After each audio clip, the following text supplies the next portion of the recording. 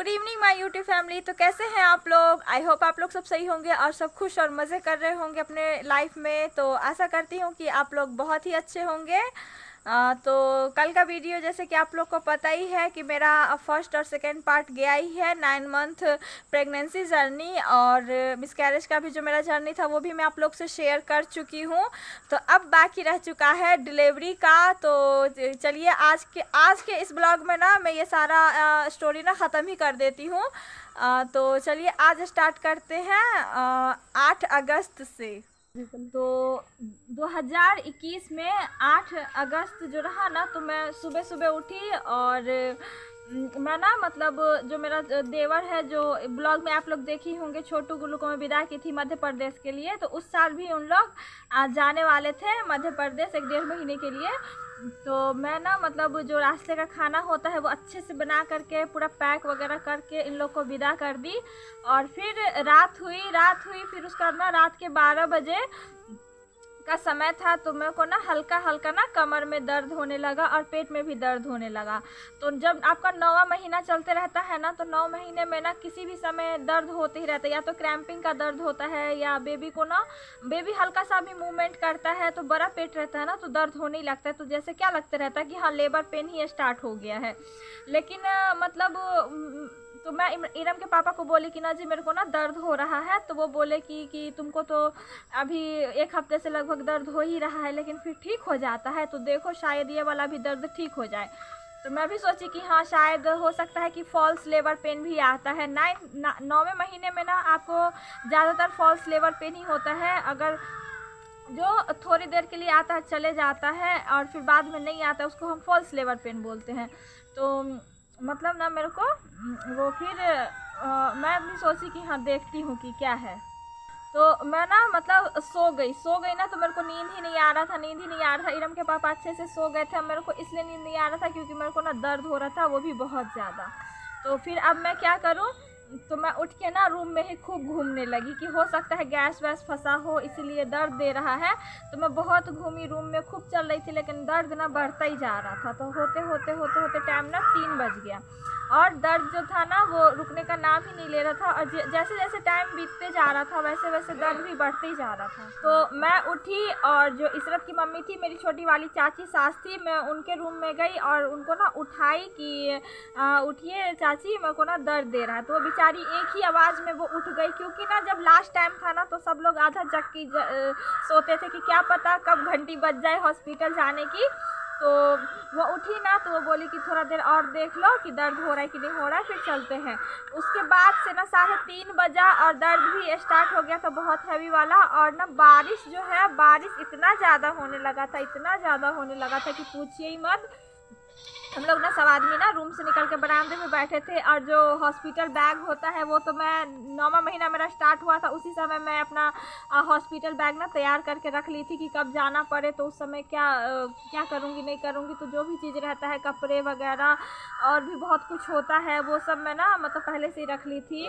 और फिर मतलब जो कार्ड रहता है प्रेगनेंसी कार्ड, वो आंगनवाड़ी में पहले ही बन जाता है, तो वो भी मैं पूरा रख ली थी क्योंकि हम लोग पहले जाने वाले थे सरकारी हॉस्पिटल में, गवर्नमेंट हॉस्पिटल में। तो फिर क्या हुआ, ऐसे होते होते ना बारिश का इंतज़ार हम लोग करते रह गए कि बारिश रुकेगा तभी तो कोई गाड़ी वाले को बुलाएंगे। और इतना रात में इमरजेंसी वाला हाल हो गया था। तो थोड़ा सा बारिश रुका ना, तो बगल में ही एक ऑटो वाले हैं, उनको जा कर के ये लोग बुला के लाए। तो जब हम लोग बैठे हुए थे तो मतलब बोला गया कि इसको मतलब कुछ खिला देना चाहिए, खाली पेट नहीं रहेगी तभी तो उसको बल लगेगा, दम लगेगा।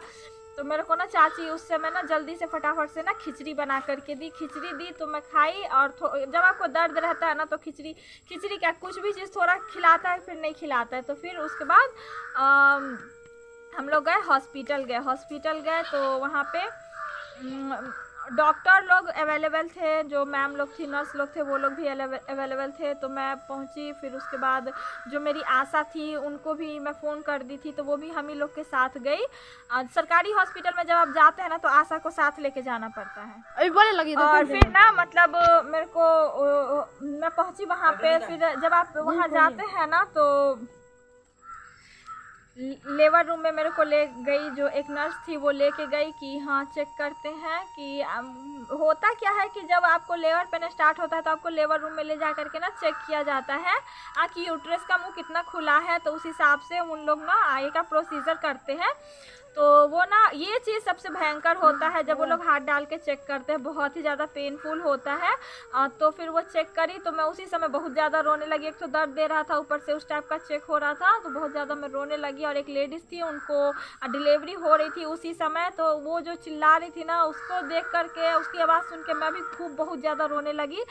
तो मेरे साथ गई थी, मेरी एक बुआ थी वो गई थी, और मेरी चाची सास गई थी, और जो आशा दीदी थी वो भी गई, और मैं थी, और मेरा सबसे छोटा वाला देवर आसिफ भी गया मेरे साथ। वो बोलता है नहीं मैं भी जाऊंगा, मैं बाबू को सबसे पहले देखूंगा। तो ये लालच में वो भी सबसे पहले गया था, हम लोग के साथ ही गया था। और इरम के पापा तो ऑब्वियसली वो तो जाएंगे ही।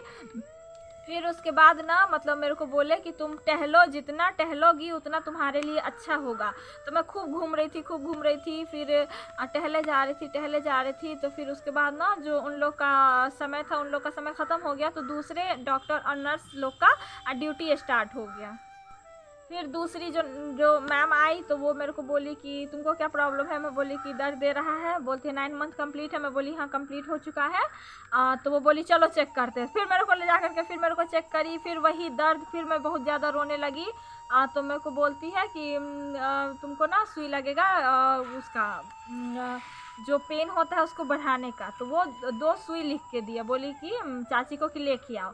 तो मैं जो टहल रही थी ना ग्राउंड में, मैं खुद गई मेडिकल में, खुद वो सुई लेके आई, खुद बेड पे लेटी, और खुद सुई लेने के बाद मैं फिर से टहलने लगी। फिर 1 घंटे के बाद वो लोग बोले कि चलो चेक करते हैं। फिर चेक करने के लिए गए तो बोले कि अभी ना यूट्रस का ज़्यादा मुंह नहीं खुला है, तो क्या बोलते हैं यूट्रस यानी कि बच्चेदानी, ठीक है। तो बोले कि मतलब अभी इसको और सुई लगेगा, उसको मुलायम करने में और खोलने में। तो फिर मेरे को 2 सुई लिखे। फिर मैं गई, खुद लेके आई, खुद फिर सुई ली, और फिर मैं घूमने लगी। उसके बाद 4 सुई लेने के बाद मेरा दर्द एकदम से, जिसको बोला जाता है, एकदम आसमान छू रहा था। मैं एकदम से छटपटा रही थी, जैसे किसी का एक्सीडेंट हो जाता है, किसी जानवर का या इंसान का, वो कैसे छटपटा के मरता है ना, मैं वैसे छटपटाए जा रही थी। फिर देखिए 4 सुई मेरे को पेन का बढ़ाने का ना लगा गया। और जो मेरा देवर था आसिफ, वो बैठ करके ना मेरे मोबाइल में ना सूरह यासीन बहुत ज़ोर ज़ोर से पढ़ रहा था, और मैं जो घूम रही थी ना तो वो भी मेरे साथ घूम रहा था। तो सब ना बहुत मजाक भी उड़ा रहे थे, मजाक नहीं मतलब ऐसे मज़े ले रहे थे उससे कि हाँ भाभी के साथ है, भाभी के साथ लेबर रूम में भी जाएगा, ऐसे करेगा वैसे करेगा। तो वो ना बहुत गुस्सा हो रहा था कि मेरी भाभी को इतना तकलीफ हो रहा है, ये लोग हंस रहे हैं। और वो ना ज़ोर ज़ोर से सूरह यासीन पढ़ता था, बोलता था कुछ नहीं होगा भाभी, तेरे को कुछ नहीं होगा, सब अच्छे से हो जाएगा।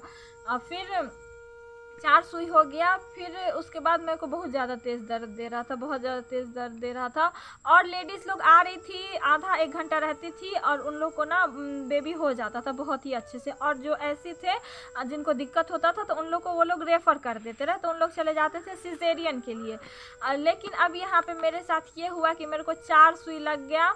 अब उसके बाद जब मैं मेरे अंदर ताकत नहीं रही कि मैं खुद से जा कर के सुई लाऊं और बोलूं कि हाँ मेरे को डालो, तो मेरी चाची लोग जो भी मेरे साथ गए थे, उन लोग को लिख के वो लोग दवा दिए। तो वो लोग जा कर के वो इंजेक्शन लेके आती थी, अब मेरे को देती थी। ऐसा होते होते मेरे को 9 इंजेक्शन दर्द का दिया गया।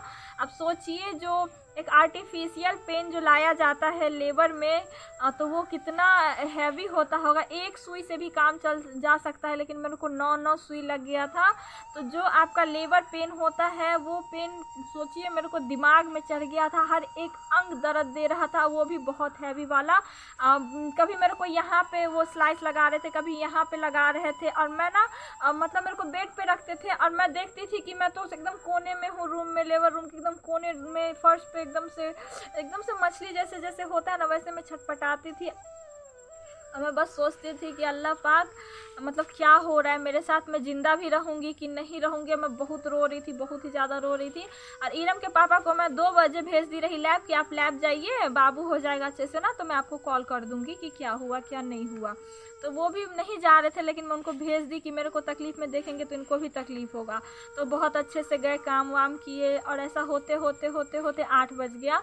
तो वो काम पे से घर पे आ गए थे, वो खाना खा रहे थे, और खाना खाने के बाद हम लोग के लिए टिफ़िन लेके जाते। तो यहाँ पे तब तक मेरा हॉस्पिटल में ये आलम हो गया था कि मतलब जैसे लग रहा फट जाएगा। जो नॉर्मल लेबर पेन होता है मैं उसको सह रही थी कब से, रात के 12 बजे से और शाम के 6 बजे तक मैं उस लेबर पेन को सही। जो नॉर्मल लेबर पेन होता है वो अलग बात है कि मेरा यूट्रस नहीं खुला था तो बाबू नहीं हो रहा था, लेकिन जो आर्टिफिशियल जो पेन दिया जाता है सुई से वो मेरे को 9 पड़ गया था। तो सोचिए कितना हद तक मैं वो दर्द फिर बर्दाश्त करी। मेरे को लग रहा था कि अब मैं मर जाऊंगी। तो मैं फिर इरम के पापा को फ़ोन करी, एकदम से रोते रोते मैं बोली कि मेरे को लास्ट टाइम आप देखना चाहते हैं तो आ जाइए हॉस्पिटल, मेरे को देख लीजिए क्योंकि मैं मरने वाली हूँ। इतना सारा इन लोग सुई दे दिए हैं और नहीं हो रहा है बाबू, मैं मर जाऊंगी। तो वो खाना खा रहे थे, खाना खाना वो छोड़े और सीधा मेरे पास आए और बोले कि चलो हो गया, कोई नहीं, अब कुछ नहीं होगा, अब सीधा सिजेरियन होगा, चलो तुमको प्राइवेट में मैं लेके चलता हूँ। तो मैं ऐसे उठी, मेरे को इरम के पापा ऐसे पकड़े दोनों हाथ से और बोले कि चलो। तो मैं एकदम से बेहोश होने वाली थी और दर्द होता था तो एकदम से चहक जाती थी कि अल्लाह अब क्या होगा मेरे साथ। तो फिर ना उन लोग बोले कि नहीं अब हो जाएगा, इतना समय से तुम 12 बजे से जब तुम लेबर पेन सह रही हो तो 2-3 घंटा और सह लो तो हो जाएगा। मैं बोली कितने टाइम तक होगा? तो उन लोग बोलते हैं कि 3 बजे सुबह तक हो जाएगा, मतलब 3 बजे आधी रात तक हो जाएगा। और तब तक टाइम हो गया था 9 बज गया था ऐसा होते होते। फिर क्या हुआ कि मतलब उन लोग ऐसे बोले ना तो मैं बहुत ज़्यादा रोने लगी। मैं बोली कि नहीं मेरे को जाने दीजिए आप लोग, क्योंकि मेरा शुरुआत में ही जो मेरा पहला महीना था उसमें मेरे को इंजेक्शन लगा हुआ है ताकि यूट्रस का मुंह बहुत मजबूती से बंद हो। और यही रीज़न है कि मेरा यूट्रस का जो मुंह है वो अभी तक नहीं खुला है। और आप लोग मेरे को इतना सारा इंजेक्शन दिए हैं पेन का और मेरे को पेन भी है, तो कहाँ से बेबी आएगा जब मेट्रिक्स का मुंह ही नहीं खुला है? तो मेरे को जाने दीजिए नहीं तो मैं मर जाऊंगी। तो वो लोग बोले कि नहीं ये नाटक कर रही है। तो मैं मेरी बुआ लोग मेरे साथ थी, चाची लोग साथ थी। मैं बोली मैं नाटक नहीं कर रही हूँ, मेरे को सही मायने में बहुत तेज़ दर्द दे रहा है, तो मेरे को लेके चलिए। तो इरम के पापा बोले कोई किसी को सफाई नहीं देगा, चलो मैं तुमको लेके चलता हूँ। फिर मेरे को वो लेके गए और वहीं पे मार्केट में ही एक हॉस्पिटल है, प्राइवेट हॉस्पिटल पारामाउंट करके, वहाँ हम लोग गए। तो वहाँ जब मैं उतरी ना तो मैं तब तक मेरे पास हिम्मत थी कि हाँ मैं जा रही हूँ, मैं होश में थी। लेकिन उसके बाद से ना मेरे को जैसे लग रहा था कि धीरे धीरे मेरे अंदर से ना जान निकली जा रही है और मतलब ताकत नहीं लग रहा था और मैं उसी समय बेहोश हो गई। तो इरम के पापा मेरे को ऐसे, मेरे को अभी भी याद है, हल्का हल्का ऐसे पकड़ के मेरे को उठा करके लेके गए रूम में और रूम में लेटा दिए। फिर मतलब एक रूम में मेरे को ले गए और मैं उस रूम में लेटी हुई थी। तो फिर एक मतलब मैम आई, उसमें हॉस्पिटल की जो मैम थी वो आई चेक करने के लिए, वो भी गायनी ही थी। तो वो भी आई हाथ डाल के ही चेक करने के लिए। तो मैं एकदम से कोने में चली गई बैठ करके। मैं रोने लगी। मैं बोली कि नहीं, वहाँ तो मेरे को सब मार ही दिए हैं, आप प्लीज़ मेरे को मत मारिए, मेरा ऑपरेशन कर दीजिए प्लीज़, मैं ये दर्द बर्दाश्त नहीं कर सकती हूँ। और बहुत ज़्यादा तेज़ दर्द हो रहा था। वो बोली नहीं बस मेरे को ना देखना है कि तुम्हारा बेबी कहाँ है, तभी तो होगा, क्योंकि ऐसे ही थोड़ी ना ऑपरेशन कर देंगे, पता तो चले हेड कहाँ है वही उसी के हिसाब से चीरा लगता है ना। तो मैं उनकी बात मानी, वो इतने प्यार से चेक करी ना कि मेरे को पता भी नहीं चला। और फिर उसके बाद जो मेरे डॉक्टर थे, जो सर्जन थे, वो आए तो मेरे को ना ऑपरेशन थिएटर में लेके गए। मैं चल के ही गई, मेरे को बस पकड़े हुए थे, मेरे को चल के मैं गई, मेरे को लिटा दिए। और इरम के पापा गेट के बाहर ही थे और जो मेरी बुआ लोग थी और मेरी मतलब जो चाची सास लोग थी वो गेट के बाहर ही थी। फिर मेरे को इतना याद है कि जो भी लगता है, सबसे पहले तो मैं गई तो कपड़ा निकाल दिए और ऐसे करके ना घुटने से ना सर को ऐसे चिपका करके ना ऐसे बैठे हैं और ऐसे चिपका देते हैं और पीछे रीढ़ की हड्डी में एनेस्थीसिया दिया जाता है। तो वो मेरे को दिए, बोले कि थोड़ा सा दर्द देगा लेकिन उछलना नहीं तो ना कहीं और लग जाएगा तो दिक्कत हो जाएगी। तो फिर मतलब मेरे को दिए और फिर मेरे को जैसे लग रहा था कि छाती से नीचे का भाग ना पूरा वो हो गया था, एकदम पत्थर हो गया था एकदम से। और फिर क्या हो गया बेटा, क्या हो गया? और फिर मैं लेटी हुई थी और मैंने ना आँख में ना पट्टी लगा दिए थे और जो ऑक्सीजन वगैरह लगे रहता है वो सब पूरा मशीन सब ना, जैसे आप फिल्मों में देखते हैं ना टू टू करके आवाज़ आता है, वही आवाज़ मेरे कानों में बस जा रही थी। तो उन लोग ना बस मतलब चेक वगैरह किए और बोले इसका बेबी तो बहुत ही हेड डाउन है, उसका बहुत ही नीचे है, अगर इसका ना सब चीज़ नॉर्मल रहता तो नॉर्मल ही हो जाता। तो मैम बोलती है कि इसका यूट्रस का मुंह नहीं खुला है इसलिए प्रॉब्लम है, शुरू के टाइम इसको सुई लगा हुआ था ये इसीलिए। तो फिर मतलब ना क्या हुआ, तो उन लोग ना आपस में बात करते ही करते में तब तक मैं इतनी देर में ना सिर्फ 10 मिनट लगा होगा, यहाँ से यहाँ जान रहता ही है, तो मैं सब चीज़ सुन रही थी। उन लोग जो भी बातें कर रहे थे ना, मैं हर चीज़ सुन रही थी। तो उन लोग ना मतलब शायद ऑपरेशन कर दिए होंगे, और फिर इरम को जब बाहर निकाले ना, तो जो डॉक्टर थे वो बोलते हैं कि अब क्यों ये लोग जो इनके गार्जियन हैं अब क्यों हॉस्पिटल लेके आए हैं जब बच्चा ही मर चुका है। बुलाइए इसके कौन से गार्जियन हैं, उनको बुलाइए, देखिए बच्चा मरा हुआ है। तो मैं एकदम से रोने लगी थी, लेकिन मतलब ना आंसू नहीं आ रहा था, लेकिन रो रही थी। पता नहीं, ऐसा शायद जो सुई लगा था उसका असर होगा। तो उसके बाद तो मैं देखी नहीं थी, लेकिन मेरी चाची बोलती थी कि इरम को ना ऐसे बड़ा सा ट्रे में ऐसे ऐसे पड़ी हुई थी, उसको लेके आए। अब बोले देखिए ये क्या किए हैं आप लोग, पेशेंट को मार के लाए हैं, बच्चा भी मर गया है, अब कौन भागी लेगा इसका। बच्चे को ना पटना रेफ़र करना पड़ेगा। इतना गरम गरम जो सुई इसको लेबर पेन का चला है ना, तो बच्चा अंदर में गोच गया था, और क्या बोलते हैं गर्मी से बच्चा लेटरिंग करके और वो पी चुका है। ये ऐसा केस बहुत जगह होता है कि जब बहुत समय हो जाता है, बेबी नहीं होता है और लेबर पेन बहुत ही ज़्यादा होता है ना, तो बच्चा दर्द से लेटरिंग कर देता है, और उसमें जो पानी रहता है, फ्लूइड जो रहता है, वो खुद वो पी लेता है। तो इरम पी चुकी थी। तो उन लोग बोले कि इसके शरीर में इन्फेक्शन हो जाएगा, और जो इसका तो पेट खुल गया है, ऑपरेशन हो चुका है, तो इसका तो हम सारा साफ़ कर देंगे, लेकिन बच्चे का क्या होगा। तो इरम के पापा को बोले कि हम लोग ना इरम को रेफ़र कर रहे हैं पटना, आप जस्ट इसको NICU में जा कर के भर्ती कर दीजिए। तो सब लोग टेंशन में आ गए। मेरा भी तब तक और जो वो थे असिस्टेंट लोग थे, उन लोग तब तक मेरा स्टिचेस कर रहे थे। और फिर उसके बाद इरम को ना जो सर थे ना, वो ऐसे हाथ पैर पकड़ के ऐसे उल्टा पकड़े और उसके ना पीठ पे खूब मारे, थप थप थप थप का पूरा आवाज़ आ रहा था। इरम ना बहुत ज़्यादा वॉमिटिंग करी, एकदम से कर दी, एकदम काला काला वो बोल रही थी। जो नर्स थी ना, वो बाद में मेरे से बात करी कि कैसे तुम बर्दाश्त करी, तुमको पहले ही आना चाहिए था, हाथ से बेहाथ हो जाता बच्चा तब क्या करती। वीडियो बहुत ही ज़्यादा लंबा हो रहा है, लेकिन आज मैं 2 पार्ट में नहीं डिवाइड करूँगी, आज मैं ख़त्म ही कर देती हूँ। तो फिर ना क्या हो गया बेटा, फिर मतलब इरम ना बहुत तेज उसके बाद रोने लगी। इससे पहले वो निकल भी चुकी थी ना, तो बिल्कुल नहीं रो रही थी, तो एकदम ज़ोर से हुआ करके रोने लगी ना। तो मेरे को ना बहुत तसल्ली मिला कि हाँ अब मेरे को अपना बच्चा का आवाज़ सुनाई दे रहा है, कोई चेहरा भी दिखा देता। तो डॉक्टर बोलते हैं कि ये बहुत किस्मत वाली है कि इसका बेबी ना उल्टी कर दिया, नहीं तो अभी इसको ना भर्ती कराना पड़ता। तो जाओ इसके गार्जियन को बोल दो कि अब भर्ती नहीं कराना पड़ेगा, यहीं पे बच्चे का ट्रीटमेंट हो जाएगा। तो फिर उसके बाद ये हुआ कि इरम को ना अच्छे से नहला धुला करके, जो भी था इसके पापा से नेग लिए। गोदी में देने से पहले तो इसके पापा ना 500 रुपया दिए, और फिर इरम को लेके इन लोग घर में आ गए। फिर यहाँ पे ये सीन होने लगा कि सब लोग मेरे को भूल गए, और मैं मतलब वीडियो कॉल सब होने लगा, सब इरम को देखने लगी। इरम की बुआ, इरम की दादी लोग जो भी थी मध्य प्रदेश से फ़ोन करके उन लोग देखने लगे इरम को। और फिर इरम उस समय बॉर्न हुई थी, तो कैसे लग रही थी ना, मैं यहाँ पे फ़ोटो लगा दूँगी या फिर यहाँ पे ये देख लीजिए, बहुत ही प्यारी लग रही थी मेरी बेटी। तो फिर ये इधर तो हो गया, अब यहाँ पे मेरा स्टिचेस चल रहा है। तो मेरे को क्योंकि समय लगता है, क्योंकि अंदर का भी हर भाग ना सिलना पड़ता है। तो मैं बोली कि मतलब क्या हुआ है मेरे को, क्योंकि वो लोग बस बेबी बेबी बोल रहे थे, बेबी बॉय या बेबी गर्ल कोई नहीं बोल रहा था।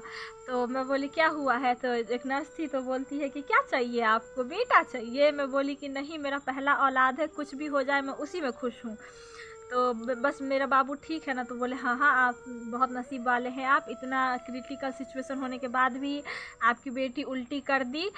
तो अभी ठीक है वो, बस यहीं पर ट्रीटमेंट हो जाएगा। तो मैं सुन ली कि हाँ आपकी बेटी, तो मैं बोली बेटी हुई है, तो बोलती है हाँ मिठाई खिलाइए। मैं बोली इरम के पापा, मैं इरम के पापा नहीं बोली, मैं बोली उसके पापा से लीजिए ना, बाहर ही है। तो बोले अच्छा ठीक है। फिर उसके बाद मतलब मेरा ना स्टिचेस वगैरह हो गया, पूरा पट्टी उट्टी लग गया, तो मेरे को उठा करके ले जा करके रूम में शिफ्ट कर दिए।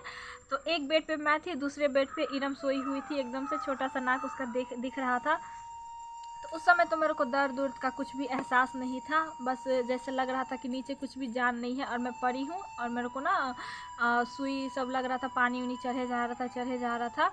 तो फिर उसके बाद जब नेक्स्ट डे हुआ ना, तो नेक्स्ट डे सुबह के टाइम मेरे को बहुत ज़्यादा दर्द देने लगा टाका। जब आपको ना सारा पेन किलर का असर हटता है ना, तब लगता है कि क्या है पेट में, कौन ऐसा जख्म है जो इतना दर्द दे रहा है। तो फिर मेरे को डॉक्टर आए, सुई दिए दर्द का, फिर पानी उनी चढ़ा, तो ये सब चलने लगा। दर्द अपनी जगह थी, और जो एक मतलब लेबर पेन वो मैं इतना बुरा सही, दूसरा ऑपरेशन का पेन मैं उतना बुरा सही। और लेकिन फिर मेरी ना सारी तकलीफ़ें, सारा दर्द मैं इस चेहरे को देख के भूल गई। तो ये देखिए, ये फिर उसके बाद मुझे नसीब हुई मेरी प्यारी सी बेटी इरम। कितनी प्यारी लग रही है, पता नहीं आप लोग को प्यारी लग रही है कि नहीं लग रही है, लेकिन मुझे तो बहुत ही ज़्यादा प्यारी लग रही है, क्योंकि अपना बच्चा सबको अच्छा लगता है। तो फिर उसके बाद मतलब दर्द मेरा रहता है, ऑपरेशन का जो होता है वो दर्द रहता ही रहता है, लेकिन उस सब चीज़ को मैं झेल ली। बस ये छोटा सा चेहरा देख के मैं अपनी हर तकलीफ़ों को भूल गई। अगर नॉर्मल डिलीवरी भी मेरा हुआ रहता ना, तो मैं ये चेहरा देख के वो दर्द भी मैं भूल जाती, और मेरा सीज़र भी हुआ तो मैं ये चेहरा देख करके हर चीज़ भूल गई। और मैं उन लोगों को तहे दिल से शुक्र अदा करना चाहूँगी जो बुरे वक्त में मेरा साथ दिए। अल्लाह पाक आप लोग को हर खुशी दे जिसके आप काबिल है। और फिर मैं क्या ही बोल सकती हूँ, मैं यहाँ पे इमोशनल हो गई अपनी बेटी को लेकर के, क्योंकि अल्लाह पाक मेरे को बेहतर समझे, इसलिए मेरे को बेहतरीन से नवाजे वो। तो आज के ब्लॉग को यहीं पे करते हैं दी एंड। और जितने भी न्यू व्यूवर्स है, प्लीज़ मेरे चैनल को सब्सक्राइब कर लीजिएगा और लाइक कमेंट करना ना भूलिएगा। फिर मिलते हैं नेक्स्ट ब्लॉग में, तब तक के लिए गुड डे, खुदा हाफिज़, और दुआ में याद रखिएगा।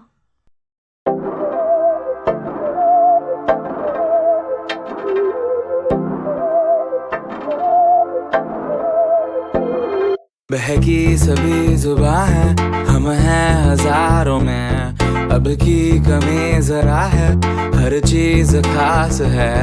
अब है जो है वो समा है, तुम रह सकी तो रबा है। अब है जो है वो समा है, तुम रह सके